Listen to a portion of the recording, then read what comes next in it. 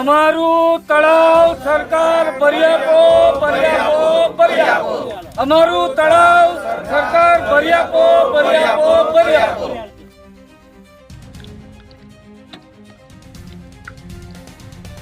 છોટાઉદેપુર જિલ્લામાં 11 સિંચાઈના તળાવો આવેલા છે કે જેમાં સૌથી મોટું તળાવ બોડેલી તાલુકાના કુંદનપુર ગામે આવેલ છે અને આ તળાવ થકી લગભગ 20 જેટલા ગામોની સિંચાઈનું પાણી મળે તેવી વ્યવસ્થા છે, પરંતુ આ સૌથી મોટું તળાવ હાલ બિલકુલ સુકાઈ જવા પામ્યું છે. કુંદનપુર ગામથી 2.5 કિલોમીટરના અંતરે નર્મદાના મુખ્ય કેનાલ પસાર થાય છે અને અહીં 500 કિલોમીટર દૂર આવેલ સૌરાષ્ટ્ર અને કચ્છના ભુજના તળાવોને લિફ્ટિંગ મારફતે ભરવામાં આવે છે, તો નજીકમાં જ આવેલ આ ગામના તળાવમાં નર્મદાનું પાણી નાખવામાં આવતું નથી. આ તળાવમાં પાણી નાખવામાં આવે તો આ વિસ્તારના 20 ગામોના ખેડૂતોને સૌથી મોટી રાહત થાય તેમ છે. હાલ વરસાદ ખેંચાયો છે અને સિંચાઈ માટે પાણીની જરૂરિયાત પણ ઊભી થઈ છે. લોકોના બિયારણ પણ ફેલ થયા છે. ખેડૂતોને કુદરતી માર સહન કરવાનો વારો આવ્યો છે. ખેડૂતોની માંગ છે કે કુંદનપુર સિંચાઈ તળાવમાં નર્મદાનું પાણી લિફ્ટિંગ મારફતે છોડવામાં આવે તો આ વિસ્તારના 20 ગામોની સિંચાઈનું પાણી મળતા બીજો પાક લઈ પોતાની આવક બમણી કરી શકે તેમ છે. આ 20 ગામોના ખેડૂતોએ વિસ્તારના સાંસદ, ધારાસભ્ય સહિત ચૂંટાયેલ જનપ્રતિનિધિઓને અવારનવાર રજૂઆત પણ કરવા છતાં કોઈ પરિણામ મળ્યું નથી. આ વિસ્તારના 20 ગામોના ખેડૂતો ખેતી સાથે પશુપાલન કરે છે. વરસાદ આધારિત કુંદનપુર તળાવ પાણીથી ભરાય છે. ડિસેમ્બર-જાન્યુઆરી માસમાં તળાવમાં પાણી ખાલીખમ થતા આ વિસ્તારમાં બોર કુવામાં પાણીના લેવલો ઊંડે ઉતરતા પશુઓને પીવાના પાણીની ખૂબ મોટી સમસ્યા ઊભી થાય છે. પશુઓ માટે પશુપાલક ખેડૂતોએ આજુબાજુના ગામોમાંથી ટેન્કર મારફતે પાણી વેચાતું લાવવું પડે છે. પશુપાલક ખેડૂતોની માંગ છે કે કુંદનપુર સિંચાઈ તળાવમાં નર્મદાનું પાણી ઉદ્વહન યોજના મારફતે ભરી આપવામાં આવે તો 20 ગામોના પશુપાલક ખેડૂતોએ પશુઓ માટે પાણીની સમસ્યા છે તે દૂર કરી શકાય તેમ છે અને આ 20 ગામોના ખેડૂતો સરકારને આજીજી કરતા માંગ કરી રહ્યા છે કે 2 કિલોમીટરના અંતરે આવેલ નર્મદા મુખ્ય નહેરમાંથી કુંદનપુર સિંચાઈ તળાવમાં પાણી ભરી આપવામાં આવે. નમસ્કાર.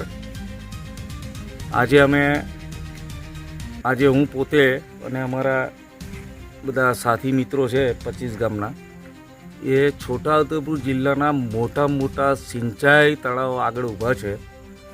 આ સિંચાઈ તળાવ ફક્ત ને ફક્ત વરસાદ આધારિત છે. વરસાદ પડે તો આ તળાવ ભરાય છે, વરસાદ જતો રહે એટલે આ તળાવ ખાલી થઈ જાય છે. સરકારશ્રીને એક નમ્ર વિનંતી છે કે કચ્છ સુધી અમારી મુખ્ય કેનાલ છે એ અહીંથી 2 કિલોમીટર દૂર છે અને કચ્છ સુધી જાય છે અને કચ્છમાં એ મેઇન કેનાલમાંથી તહીંના તળાવો ભરાય છે. તો આ તળાવ કેમ નથી ભરાતું? તો અમારે સરકારશ્રીને એક માગણી છે કે આ તળાવને અમને ભરી આપો. તો અમે એક જ ક્રોપ લઈએ છીએ વરસાદ આધારિત, તો બીજો અમે ક્રોપ લઈ શકીએ અને અહીંથી ક્રોપ લેવાય એટલે બાકીના અમારા 25 ગામના જે ખેડૂતો છે અને ગામ છે બધા, એ લોકો બીજી એક આવક લઈ શકે, એક બમણો પાક લઈ શકે. સરકારશ્રીને અમને વિનંતી છે, અમને કોઈ બી હિસાબે કોઈ ગ્રાન્ટ ફાળવે, કોઈ આયોજનમાં લે, કોઈ બી લે, કારણ કે અમારા અહીંયાથી નર્મદા મુખ્ય કેનાલ ફક્ત 2 કિલોમીટર છે, તો આને લિફ્ટિંગ કરીને ભરી આપે. કારણ કે કચ્છ સુધી જો મેઇન કેનાલમાંથી તહીંના તળાવો ભરાતા હોય તો આ કેમ નહીં? શું નામ? મહેશભાઈ પટેલ, નાના માદરા. નમસ્કાર.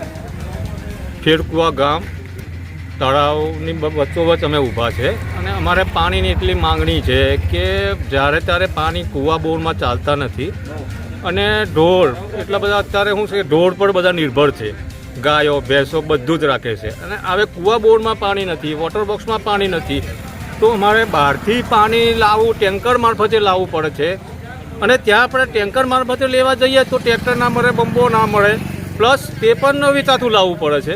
એટલે સમસ્યા બહુ મોટી છે. અને બીજી વસ્તુ કે કેલન અમારે બસ 2 કિલોમીટર દૂર છે, 2-2.5 કિલોમીટર. ત્યાંથી એ લોકો પમ્પિંગ દ્વારા કે પછી એમનું એ રીતે પાણી જો તળાવમાં ભરાય તો અમારા પશુપાલનમાં, ખેતીના સિંચાઈ માટેનું અને એ અમારા રાહત દરે કામ થાય એવું છે. બસ એટલી સરકારશ્રીને માગણી છે કે માગણીને લાગણી સાથે જો કામ કરે તો બહુ સારું. આ તળાવ કયા મહિનામાં સુકાઈ જાય છે? તળાવ તો જાન્યુઆરીમાં તો બધું પૂરું થઈ જાય છે.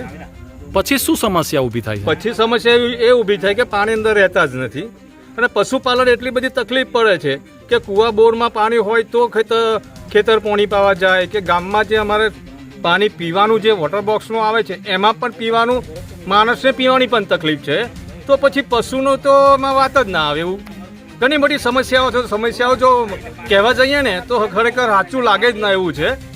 બહુ અઘરું છે. પાણી ઓછું એટલે ઘાસચારો ઓછો, એટલે ઘણા ખેડૂતો 90% ખેડૂતો પશુ આધાર છે.